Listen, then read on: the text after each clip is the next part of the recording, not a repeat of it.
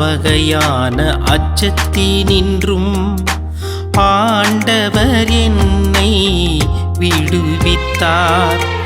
எல்லா வகையான அச்சத்தினின்றும் ஆண்டவர் என்னை விடுவித்தார்.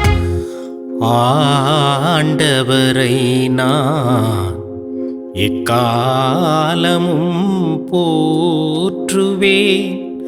அவரது புகழ் எப்பொழுதும் என் நாவில் ஒலிக்கும். நான் ஆண்டவரை பற்றி பெருமையாக பேசுவேன். எளியோர் இதை கேட்டு அக்களிப்பார். என்னுடன் ஆண்டவரை பெருமைப்படுத்துங்கள். அவரது பெயரை ஒருமிக்க மேன்மைப்படுத்துவோம்.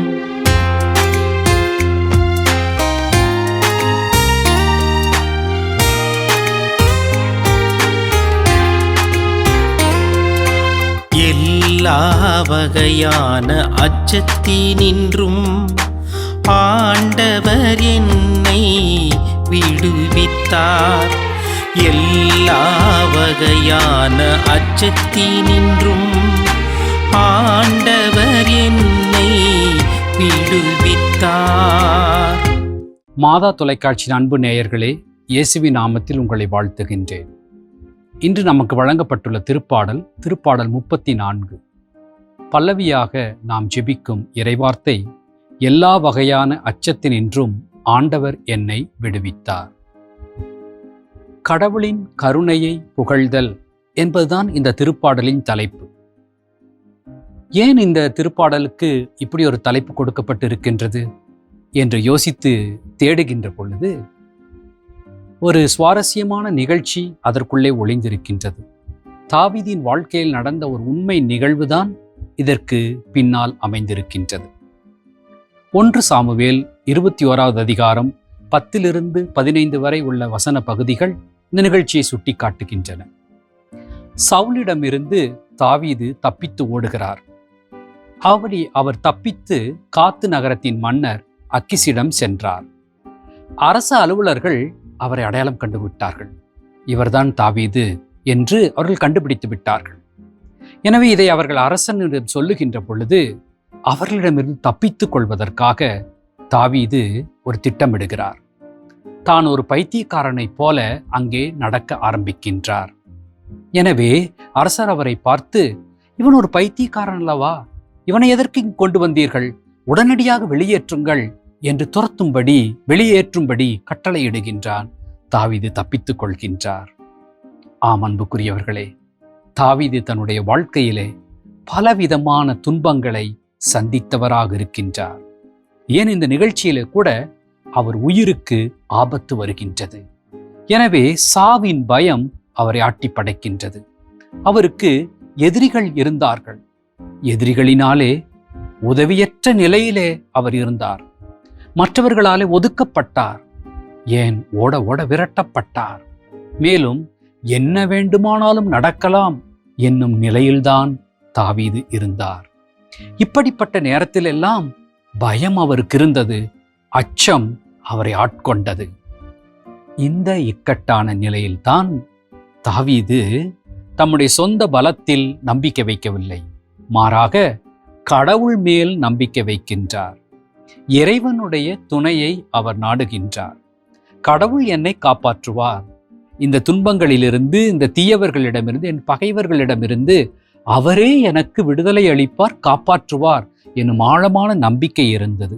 அந்த நம்பிக்கை அவருக்கு தப்புவித்தலை ஏற்படுத்தியது, அவருக்கு விடுதலையை கொடுத்தது. எனவேதான் இன்றைய திருப்பாடல் 34 இறைவசனத்தில் இப்படி வாசிக்கிறோம். துணை வேண்டி நான் ஆண்டவரை மன்றாடினேன், அவர் எனக்கு மறுமொழி பகர்ந்தார். எல்லா வகையான அச்சத்தினின்றும் அவர் என்னை விடுவித்தார். பார்த்தீர்களா?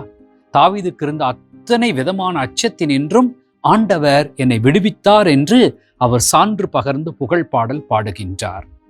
இந்த காரணத்தினால்தான் இந்த திருப்பாடலின் முதல் வசனத்திலேயே இறைவனை அவர் புகழ்கின்றார். ஆண்டவரை நான் எக்காலமும் போற்றுவேன்.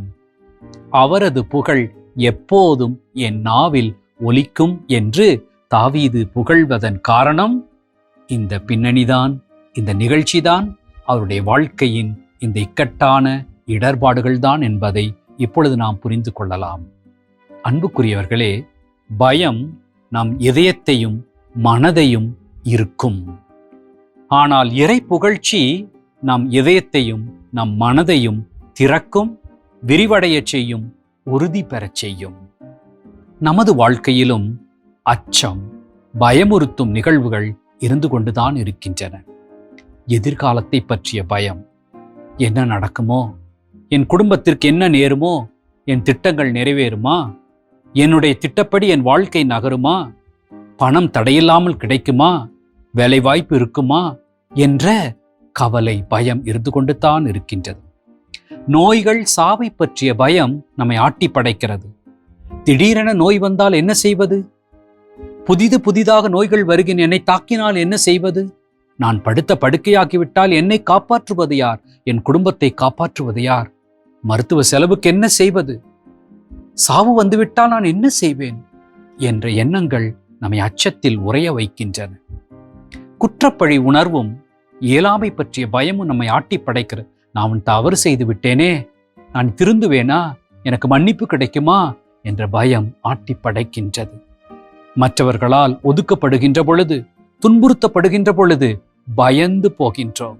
என்னை அவர்கள் மதிக்க மாட்டேன் என்கிறார்களே, ஒதுக்கி வைக்கிறார்களே, உதவி செய்வதற்கு ஆள் இல்லையே போன்ற பயங்கள் நம்மை உறைய வைக்கின்றன.